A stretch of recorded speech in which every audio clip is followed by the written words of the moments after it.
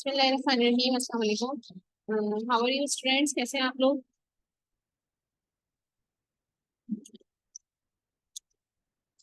अल्हम्दुलिल्लाह में सायम। ओके, तो हमने लैब नंबर 1 हाफ डन कर ली थी। इसके अंदर हमने जो है HTML को देखा था, थोड़ा सा उसके अंदर CSS की प्रॉपर्टीज भी यूज की थी फॉर्मेटिंग के लिए। उस जितने आप लोगों ने टास्क वगैरह दिए हैं, पहले तो मुझे ये बताएं कि किसी ने ऐसा तो नहीं किया वो चैट जीपीटी या डिफरेंट टूल से उसको डाला, कोड लिया और मुझे करके दे दिया, या आप लोगों ने खुद प्रैक्टिस करके बनाया? ये मैं सिर्फ इसलिए पूछ रही हूँ कि मुझे आपके लेवल का पता चले कि किसकी कितनी अंडरस्टैंडिंग है, तो उस हिसाब से मैं आगे बढ़ाऊँ।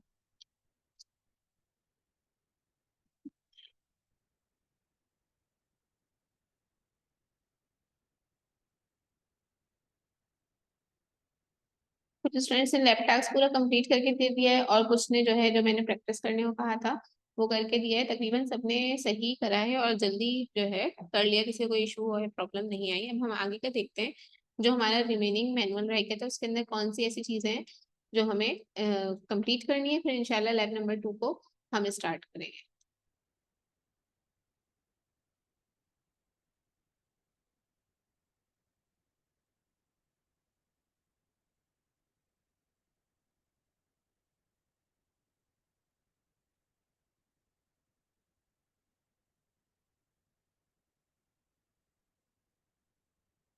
These are the some text, इसको मैंने कोई बहुत डिटेल में आपको पढ़ाया नहीं है, लेकिन ये टेक्स्ट के नाम आपको लिख दिए। It depends upon your requirement. जब आपको कोई रिक्वायरमेंट हो तो आप यहाँ से देख लें कि भाई इस काम के लिए कौन सा टैग यूज करना है। जैसे कि फूटर लगाना था, जो आपका लैब टास्क नंबर 2 है, उसके आखिर में आपको फूटर ऐड करना है। तो फूटर का ये टैग यूज करेंगे, उसके अंदर जो भी फूटर में लिखना है, कॉपीराइट सब लिखे जाते हैं मोस्टली वेबसाइट के फूटर में, तो वो इसके अंदर ऐड करेंगे और फूटर को क्लोज कर देंगे। देन हेडर, हेडर को भी आप इस तरह से ऐड करते हैं। नेविगेशन के लिए आपके पास ये वाले टैग मौजूद है, ठीक है। डेट और टाइम अगर आपको डिफाइन करनी है वेबसाइट के ऊपर, कि कोई भी वेबसाइट पे डेट और टाइम लिखी हुई आ रही हो कि किस टाइम आपने लॉग इन किया है और आज डेट क्या है, तो आप ये टाइम का टैग यूज करके भी वो मेंशन कर सकते हैं। इसको देखिएगा कि टाइम टैग हम किस तरह से यूज करते हैं। उसके अंदर ज़ाहिर है आप टाइम तो नहीं लिखेंगे, टाइम तो उसके अंदर वो ऑटो खुद ही लेगा। तो किसी भी अपने टास्क के अंदर एक के टाइम का टैग भी ऐड करके उसको स्क्रीनशॉट में लीजिए। सो आगे चलते हैं। वीडियो, वीडियो आपको लैपटॉप टास्क में ऐड करनी है, एक दो स्टूडेंट्स ने ऐड करके दी हुई है। वीडियो की विड्थ और हाइट से क्या मतलब है कि वो जितनी विंडो होती है ना जिसके अंदर हमें वीडियो नजर आ रही है, यानी कि तो आपने वेबसाइट पेज खोला, जैसे हमने यूनिवर्सिटी वेबसाइट खोलेंगे तो पूरी खोलते के साथ ही पूरे वेब पेज के ऊपर आपको वीडियो नजर आ रही है, ठीक है। यानी कि आपने उसके अंदर कोई विड्थ एंड हाइट का कंट्रोल नहीं रखा है, जितना विंडो साइज है वो उतना ही आ रहा है। लेकिन अगर आप चाहते हैं कि किसी एक पोर्शन में या सेंटर में या साइड पे कहीं वीडियो जो है नजर आए, तो और उसकी हाइट और विड्थ बहुत छोटी होनी चाहिए। नॉर्मल जो जितनी भी आपने रखनी है आप ये चेंज कर सकते हैं, video width, video height. Source SRC equals to, ये जो आपने फाइल है मैंने बताया था, जिस फोल्डर के अंदर आपकी HTML फाइल है उसी फोल्डर के अंदर आपकी MP4 फाइल होगी, और आप ये लिख देंगे और इस तरह से उसको, कोई सा भी आपका फॉर्मेट हो सकता है, MP4 भी हो सकता है, OGG भी हो सकता है। और ये जो टैग लिखा हुआ है ना, ये वीडियो टैग के अंदर आता है। यानी आपने पहले वीडियोस इंपोर्ट करवा ली, लेकिन ऐसा हो सकता है आपने कोई ऐसा फॉर्मेट इंपोर्ट करवा लिया हो जो कि इस पे रन नहीं हो या किसी और वजह से आपकी वीडियो प्ले ना हो, तो आप ये मैसेज वहां पे लिख सकते हैं, your browser does not support the video tag. ये हमेशा ये वाली लाइन जब ही रन होगी अगर आपकी वीडियो वेब पेज पे डिस्प्ले नहीं होगी। इससे ये अंदाजा हो जाएगा कि यहाँ पे कोई वीडियो डिस्प्ले होनी है और वो किसी प्रॉब्लम की वजह से डिस्प्ले नहीं होगी।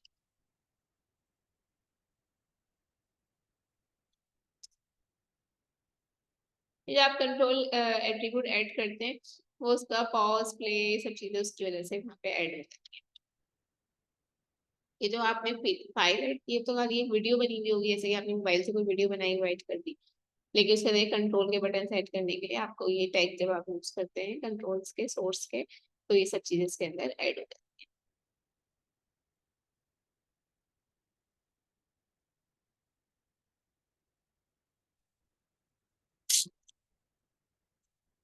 There are these three formats of videos. Similarly, we can use audio tag to introduce the audio clips in the website. और same you can write here your browser does not support the audio. These are the formats of audio.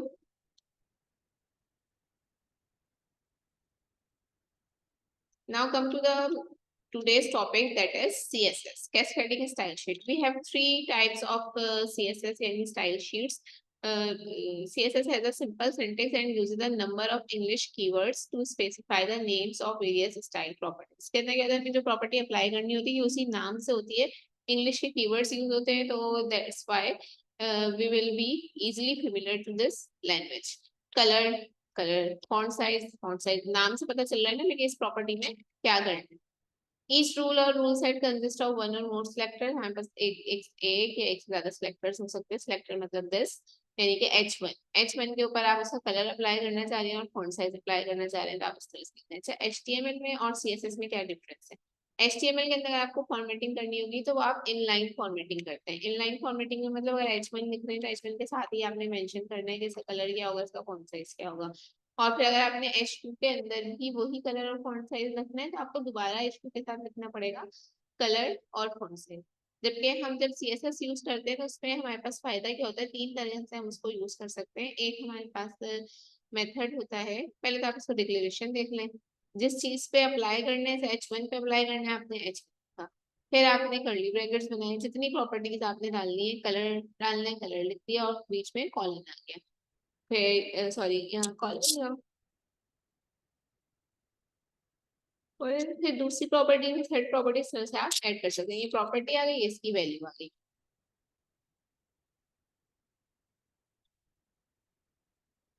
Like this. आप ये चाह रहे हैं, आप जो paragraph लिखे हैं उसका कलर रेड होना चाहिए और वो सेंटर में अलाइन होना चाहिए. Text align centre. तो आपने टेक्स्ट अलाइनमेंट लिखा, ये सेंटर भी हो सकती है, राइट भी हो सकती है, लेफ्ट भी हो सकती है. आप यहाँ पे अरेंज कर लें. अब जब आप आगे पी का टैग यूज करेंगे, उस पी के टैग में ये खुद ही इनहेरिट होके आ जाएगा जहां जहां पी का टैग यूज करेंगे. लेकिन अगर आपकी वेबसाइट के अंदर 3 पैराग्राफ और आपको हर पैराग्राफ की फॉर्मेटिंग अलग अलग रखनी है, तो उसका तरीका भी है, वो भी हम आगे देखेंगे क्या तरीका है. ways to insert CSS. CSS style sheet हम किस तरह से ऐड कर सकते हैं? एक होती है एक्सटर्नल स्टाइल शीट, एक इंटरनल स्टाइल शीट और एक है इनलाइन स्टाइल. इनलाइन यानी कि जो भी हम पढ़ रहे थे, H1 के साथ ये करना है, P के साथ प्रॉपर्टी में ये चेंजिंग करनी है. External style sheet हम कब यूज करते हैं? whenever we have multiple pages of our website and all pages have similar page structure और similar page formatting. तो हम क्या करते हैं कि एक स्टाइल शीट बना लेते हैं और उस स्टाइल शीट को तमाम पेजेस के अंदर इंपोर्ट कर लेते हैं.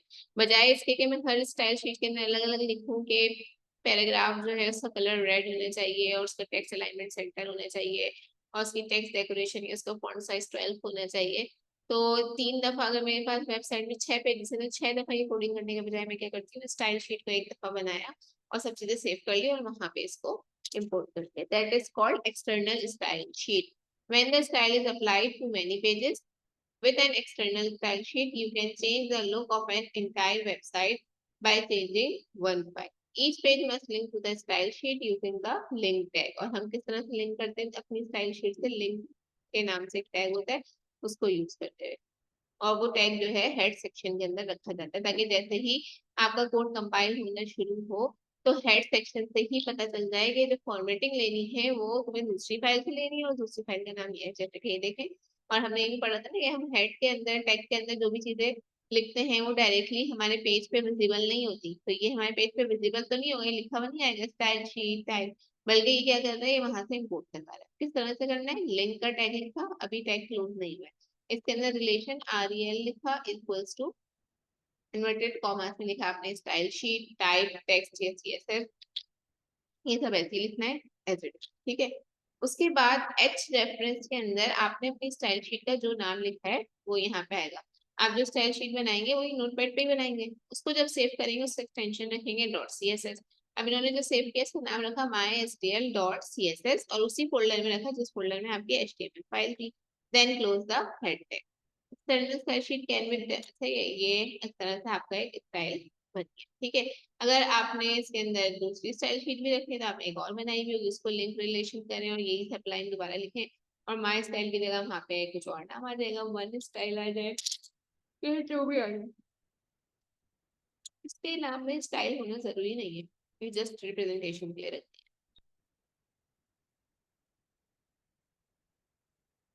अब ये जो उन्होंने बोला था my style dot C S S, अब आप लोग क्या करेंगे, नोट पैड पे एक फाइल बनाए और उस फाइल के अंदर ये कोड लिख दें सारा। ये कोड क्या कह रहा है कि हेडिंग साइज ये होगा, और ये जो आपका पैराग्राफ है वो इतने मार्जिन से स्टार्ट होगा, मार्जिन लेफ्ट, और सब बॉडी जो बैकग्राउंड इमेज है, बैकग्राउंड पे एक इमेज शो हो रहा होगा, और इस इमेज की ये हमारे पास लोकेशन है। इमेज भी आपने फोल्डर में ही सेव करना है, ठीक है। फिर इस पूरी फाइल को आप डॉट सी एस एस करके सेव कर दें। एक dot H T M L की फाइल बनाए, उस एच टी एम एल की फाइल के अंदर इस तरह से हेड बॉडी के टैग लगाएं, एक पैराग्राफ का टैग बना दें, एक जो है उसका इमेज का टैग बना दें, और इमेज का टैग बनाने की जरूरत नहीं पड़ेगी, आपने तो बैकग्राउंड इमेज लिया ना, वो खुद ही वहाँ पे आ जाए। और फिर उसको प्ले करें या रन करें, आपके पास ये प्रॉपर्टीज अप्लाई होती हुई नजर आई। अभी हम करके भी देखेंगे। Then we have internal style sheet. यहाँ तक किसी कोई क्वेश्चन है तो पूछ लें।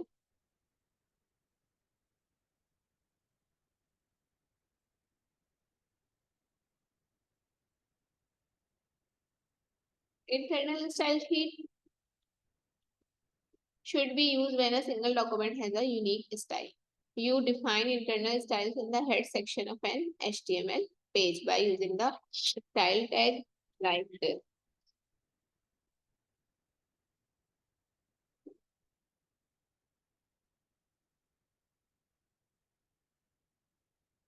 इसमें क्या किया कि स्टाइल का टैग यूज किया है, वो जो सारा काम आपने अलग फाइल में किया था, अलग फाइल में करने के बजाय स्टाइल के टैग के अंदर, हेड के सेक्शन के अंदर एक स्टाइल का टैग बनाया, इसी के अंदर दोनों तीनों चीजें रखी, फिर स्टाइल का टैग क्लोज किया और फिर हेड का टैग क्लोज किया।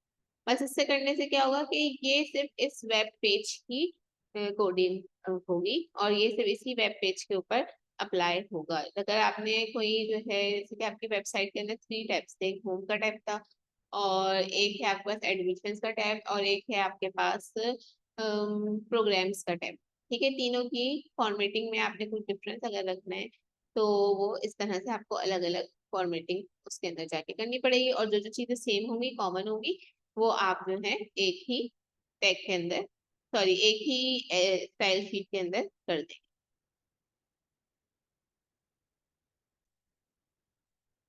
Inline style, an inline style loses many of the advantages of style sheets by mixing content with presentation. Inline style के अंदर क्या होता है, स्टाइल शीट्स ना आपके कोड को साफ सुथरा रखती है, यानी अब आप HTML कोड देखते आ रहे हैं, अचानक से उसके अंदर आ जाएगा कि हेडिंग का कलर इतना कर दो, फॉन्ट साइज इतना कर दो, और टेक्स्ट डेकोरेशन ऐसी कर दो, या पैराग्राफ के अलाइनमेंट के बारे में आ जाएगा, तो वो कोड मिक्स हो जाएगा कि असल में आप क्या कर रहे थे और अब यहाँ फॉर्मेटिंग में लग गए।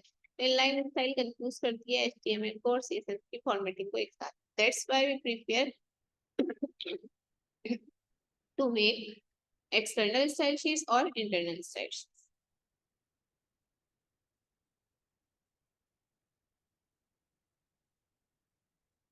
Here is another option, the ID selector. जब हम स्टाइल शीट्स अलग से नहीं बना रहे, उसी के अंदर काम कर रहे हैं अपने HTML कोड के अंदर, तो हमारे पास ID selector का ऑप्शन होता है। The ID selector is used to specify a style for a single and unique element. आप जो है आईडीज बनाते हैं, हमने एक आईडी बनाई है पैरा1 के नाम से हैशटैग के अंदर, और बताया कि ये वाली आईडी जहाँ पे यूज हो उसका टेक्स्ट अलाइनमेंट सेंटर में होना चाहिए और उसका कलर रेड होना चाहिए। स्टाइल का टैग स्टार्ट किया, स्टाइल का टैग क्लोज और हेड का टैग क्लोज। जब भी आप स्टाइलिंग करेंगे HTML फाइल के अंदर, तो वो हेड के अंदर स्टाइल का टैग बनेगा और उसके अंदर वो अलाइनमेंट आएगी। उसके बाद स्टार्ट होगा बॉडी टैग।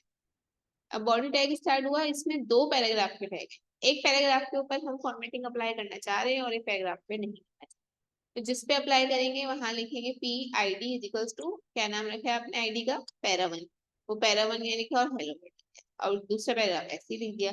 अब जब ये डिस्प्ले हुआ तो पैरा1 के अंदर आपने जितनी प्रॉपर्टीज डाली थी वो उसके ऊपर अप्लाई हो गई, दूसरे पे नहीं डाली थी तो उस पर अप्लाई नहीं।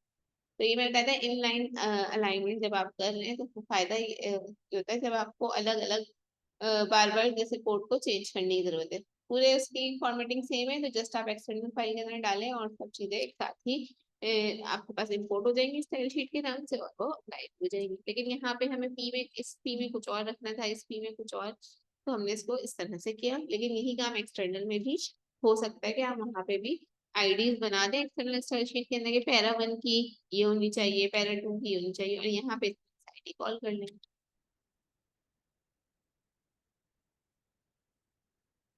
सीएसएस यूज करते हुए हम वेबसाइट के बैकग्राउंड के अंदर भी काफी सारी चेंजिंग या फॉर्मेटिंग कर सकते हैं। बैकग्राउंड का कलर कैसा होना चाहिए पेज का, आपके वेबसाइट का, बैकग्राउंड में कोई इमेज आनी चाहिए, या जो इमेज आ रही है उसकी पोजीशन क्या हो, और बैकग्राउंड के साथ कोई कुछ रिटर्न में लिखा हुआ है, या वो जो बैकग्राउंड आया है वो बार बार रिपीट हो, या एक ही दफा के स्टिल मतलब आपको ऐसे ही नजर आ रहा हो, या फिर वो रोटेट कर रहा है।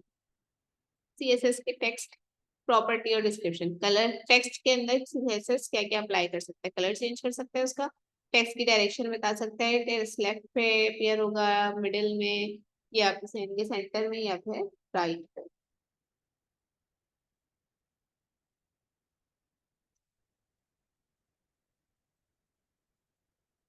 स्पेस बिटवीन कैरेक्टर्स कितना होना चाहिए, जो आप लाइन लिख रहे हैं उसकी हाइट, ये सब चीजें आपके पास डिफरेंट चार्ट है। आप ये डिपेंड करता है आपको जब जो इसकी जरूरत हो मैनुअल खोलें और देखें कि हमें ये अप्लाई करने से एक एक प्रॉपर्टी की आपको प्रैक्टिस करने की जरूरत नहीं है।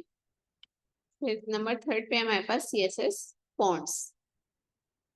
फॉन्ट में set all the font properties in one declaration, एक डिक्लेरेशन के अंदर ही फॉन्ट में जो जो चीजें आपको सेट करनी है ना, सब कलर ऐसे भी पैरा 1 के अंदर के कलर वगैरह ये सब चीजें वो एक ही दफा में कर दे। फॉन्ट फैमिली आप वहां पे लिख के सर्च कर सकते हैं गूगल पे भाई फॉन्ट फैमिली में क्या क्या नाम आते हैं सीएसएस फॉन्ट्स के, तो या सीएसएस स्टाइल शीट लिख के सर्च करें तो आपके पास ये पूरा आ जाएगा। अब हमें तो ऐसे नहीं याद ना कि सीएसएस के अंदर कौन कौन से कलर्स अवेलेबल हैं, टेक्स्ट की जो है अलाइनमेंट्स कौन कौन सी हैं, टेक्स्ट साइज अगर हमें देना है तो टेक्स्ट साइज के लिए हमें क्या एंटर करना है, 14 24 इस तरह से। तो ये पूरा स्टाइल शीट आपको जैसे आप लिखेंगे CSS style sheet for font तो आपके पास लिखी हुई आ जाएगी, फॉर कलर तो लिखी हुई आ जाएगी, फॉर स्टाइलिंग तो लिखी हुई आ जाएगी, और आप वहां से अपनी जो प्रॉपर्टी है वो कॉपी करके इन वाले प्रॉपर्टीज के आगे मेंशन कर देते। फॉन्ट वेरिएंट का क्या मतलब है, फॉन्ट वेट का क्या मतलब है।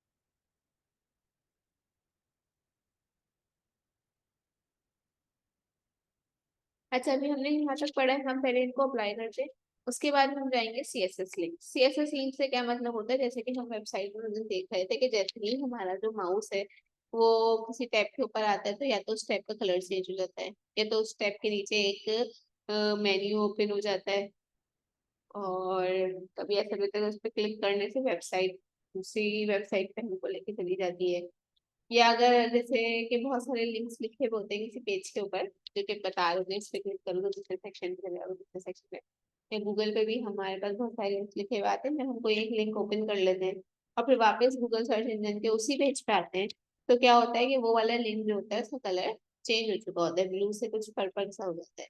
तो यहाँ पे वो भी है कि ए विजिटेड, यानी कि जो लिंक आप विजिट कर चुके हैं उसका रंग जो है कलर जो है वो चेंज कर दो, ताकि आपको पता हो कि अब मुझे दोबारा यहाँ पे क्लिक नहीं करना। इसको डिटेल में बाद में देखेंगे, पहले हम आ जाते हैं वापस जितनी चीजें अभी डिस्कस की हैं उनको हम अप्लाई करके देखते हैं। यहाँ से हमने करा था सीएसएस से, एक्सटर्नल स्टाइल शीट का टॉपिक कवर कर लेते हैं पहले।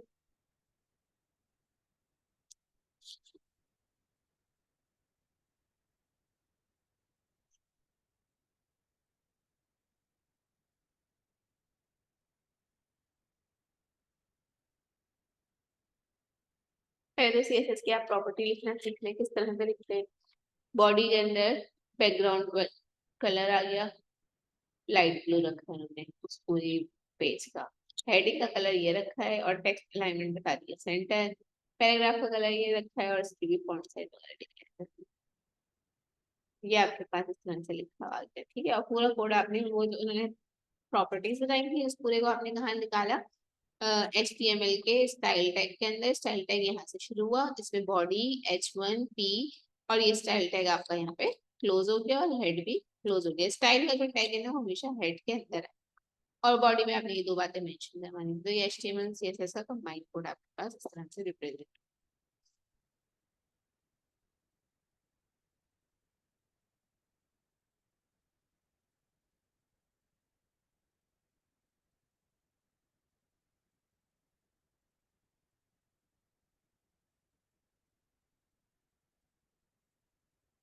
Now see the example of inline styling. Inline styling के अंदर आपने क्या किया, स्टाइल का कोई अलग से टैग नहीं बनाया, बल्कि H1 जब लिख रहे थे तो उसके आगे आपने लिखा स्टाइल, और कोटेशंस में आपने दिया कलर ब्लू, टैग को क्लोज किया और ये आ गई आपकी हेडिंग, तो कलर ब्लू। ये आपके पास इनलाइन स्टाइलिंग आ गई। अब मैंने ये बताया था इनलाइन स्टाइलिंग आपको कंफ्यूज करेगी, आप अपना कोड लिख रहे हैं, कोड के साथ साथ आप फॉर्मेटिंग भी कर रहे हैं, आपको बहुत सारी चीजों का ध्यान रखना पड़ेगा। अब मुझे जो है कुछ और भी करना है, यानी सिर्फ कलर ब्लू के अलावा मुझे कोई और प्रॉपर्टी करनी है कि इसकी टेक्स्ट अलाइनमेंट जो है वो सेंटर में होनी चाहिए, या फिर स्क्रीन शो नहीं क्या पूछा है आपने? स्क्रीन शो नहीं हो। अच्छा अच्छा, मैं स्क्रीनशॉट,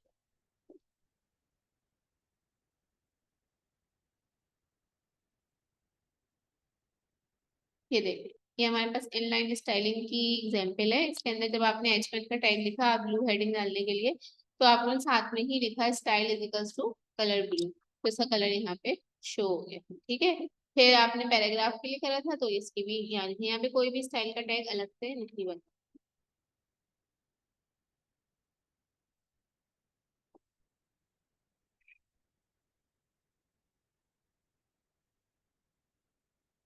इंटरनल सीएसएस की बात करते हैं। Internal CSS is used to define a style for a single HTML page. Internal का मतलब है आपका एक सिंगल एचटीएमएल पेज की बात बता रहे हैं। एक्सटर्नल क्या बताया था मैंने, एक्सटर्नल स्टाइल शीट कब यूज करते हैं, कोई बताएगा?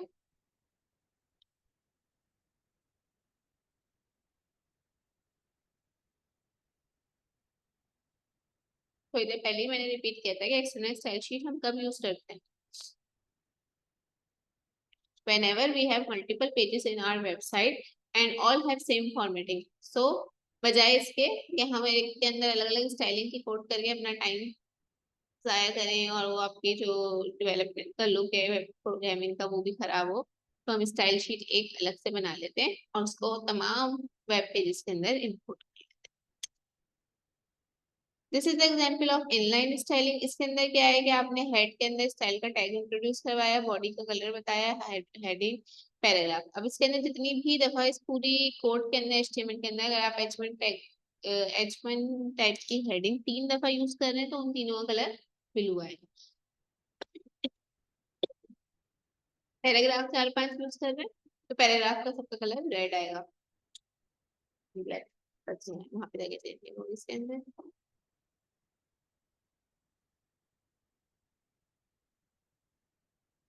ये देख ले।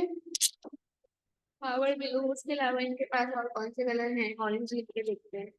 ये कलर भी, इस कलर की शीट आप उस पर देखेंगे गूगल पे, आपके पास डिफरेंट कलर्स लिखे हुए आ रहे हैं। हेडिंग का कलर चेंज करना है, ऐसे हो गया। हेडिंग में कलर के साथ साथ कोई और प्रॉपर्टी भी ऐड करनी है, क्योंकि फॉन्ट साइज अगर मैं लिखूं, फॉन्ट साइज 12, सच है, का वर्ड भी यूज होता है। हेडिंग में आप साइज चेंज नहीं करेंगे, हेडिंग में तो ऑलरेडी साइज फिक्स है, बल्कि साइज आप यहाँ पैराग्राफ को चेंज कर सकते हैं।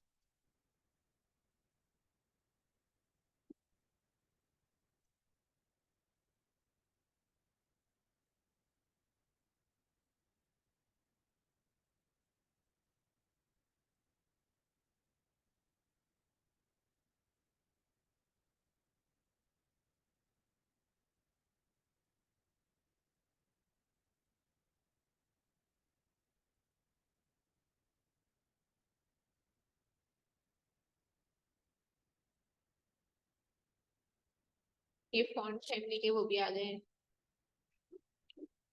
नाम, राइटिंग स्टाइल अगर आपको चेंज करना है तो आप राइटिंग स्टाइल चेंज कर सकते हैं। तो हमने इसको यहाँ से कॉपी किया,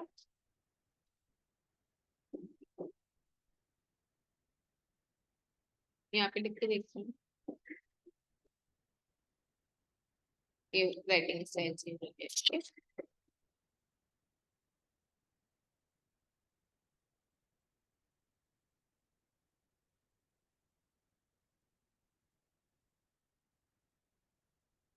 टेक्स्ट का साइज ऐसे चेंज होगा परसेंटेज में, ये करके देखते हैं हम।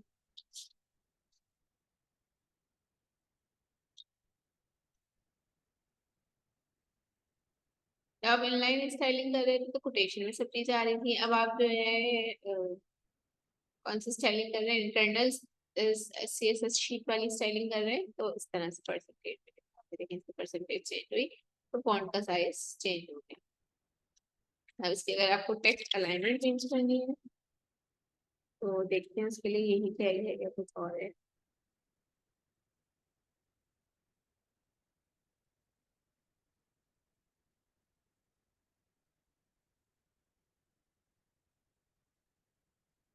चलिए इस उसका टाइम जो है ना एंड होने वाला है, क्योंकि आप लोग ज्वाइन देर से कहते हैं, मीटिंग जल्दी स्टार्ट हुई हुई थी। मैं जल्दी से लैब नंबर 1 का टॉपिक कवर कर रही हूँ, फिर दूसरा लिंक दूंगी, उसके अंदर हम लैब नंबर 2 स्टार्ट करें। ये सेंटर में चला गया, ठीक है।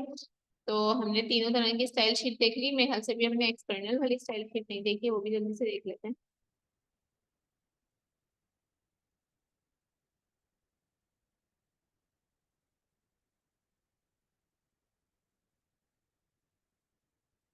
ये है external style sheet. External style sheet के अंदर आपने यहाँ पे जो हमने अभी मैनुअल में पढ़ा था उसी तरह से स्टाइल और CSS की एक फाइल बनाइएगा, उसको यहाँ पे ऐसे रेफरेंस कर लेगा, तो उसकी जो भी प्रॉपर्टीज होंगी वो यहाँ पे आ जाएगी।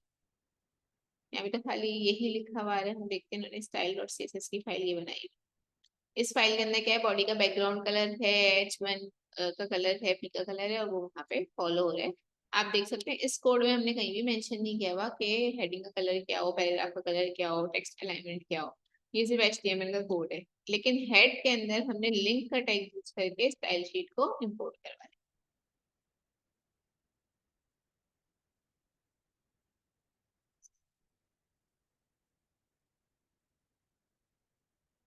लिंक और हाइपरलिंक ये हमने कवर कर लिया था पेज नंबर 20 के से पहले ही थी ये सारी चीजें, तो ये हमारा कवर हो चुका है। अब मैं मैनुअल में देखती हूँ कि मजीद क्या रह गया है आपको बताना।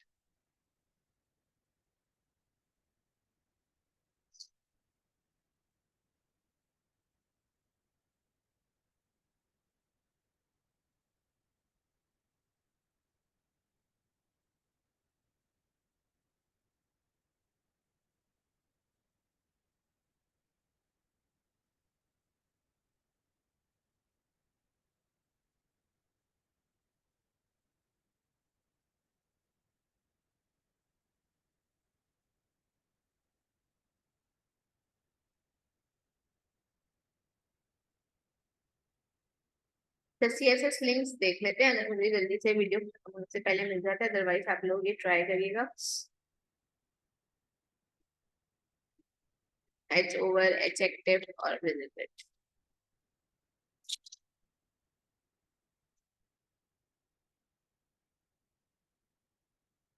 HTML में एक div एलिमेंट भी है, और ये div एलिमेंट जो है इसको थोड़ा सा बता दूंगी, आपके लैब टास्क में सकता है इसको इस्तेमाल करने की जरूरत पड़े।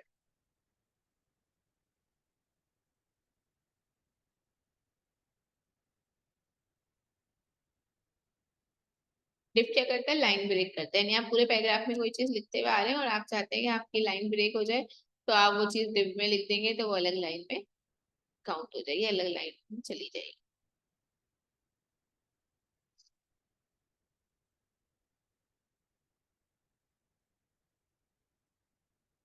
HTML ID एट्रीब्यूट हमने अभी यूज किया था, जिसके अंदर वो हैश पैरा करके उसके अंदर कोडिंग कर दी थी और फिर वो आगे यूज हो गया था। जैसे कि यहाँ पे आप दोबारा देख लें, स्टाइल टैग के अंदर आपने हैश दिया माय हेडर, ये कहलाती है इसकी आईडी। इसके अंदर बता दिया कि बैकग्राउंड कलर ये हो और टेक्स्ट का कलर ये होना चाहिए, पैडिंग इतनी होनी चाहिए और टेक्स्ट अलाइनमेंट सेंटर इतना होना चाहिए। अब आपको ये सारी प्रॉपर्टी जिस भी इस पे अप्लाई करनी है ना, आप उसके साथ आईडी के साथ लिख देते हैं। इन्होंने हेडिंग पे अप्लाई करी है, हम इसको पैराग्राफ में भी अप्लाई कर देते हैं।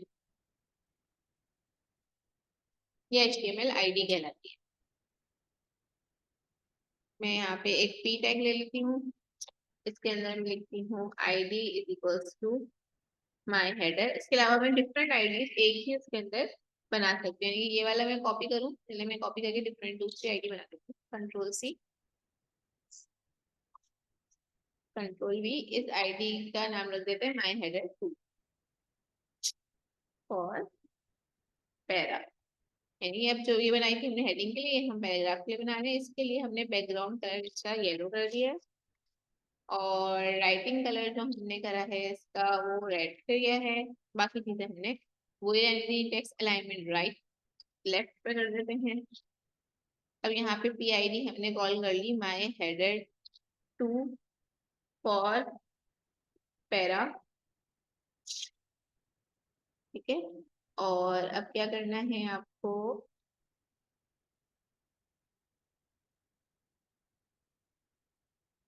इसको आपने क्लोज किया।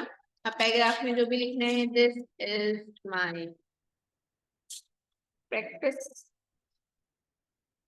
ये कहाँ चले गया, दिस इज माय प्रैक्टिस, और ये आपने टैग जो है क्लोज कर। अब इसको रन करके देख लेते हैं। ये देखिए ये एक अलग से सेक्शन बन गया।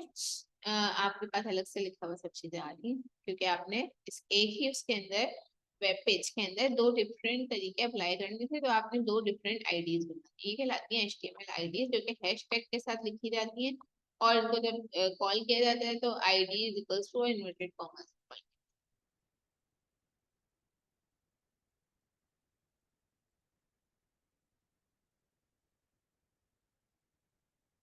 HTML लेआउट ये डिफरेंट तरीके के हो सकते हैं। आपको वेबसाइट भी हमको दी गई, इसमें ऊपर इस तरह से आ गया।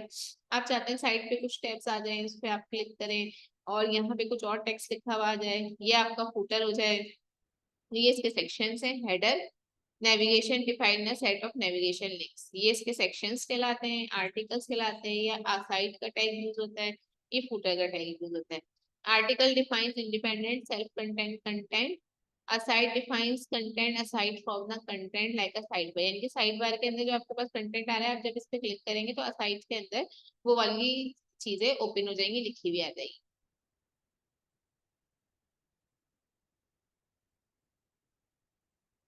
ये आपके पास कुछ टैग्स हैं। हेडर, नेविगेशन, यानी ऊपर जितने टैब्स इंट्रोड्यूस करने वो नेविगेशन में आएंगे, साइड पे करने तो सेक्शन और आर्टिकल।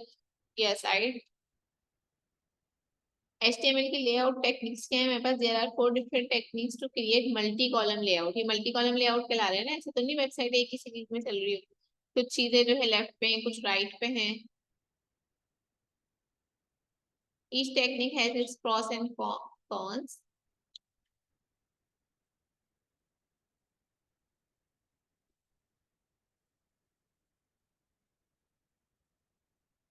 अब ये देख लेते हैं कि ये वाला लेआउट किस तरह से क्रिएट हो, फिर आप इसके अंदर किसी तरह की भी चेंजिंग कर सकते हैं।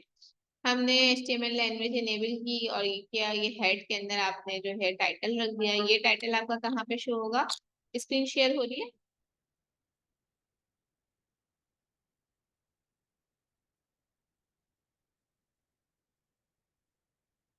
तो ये क्या हुआ, टाइम इज अप।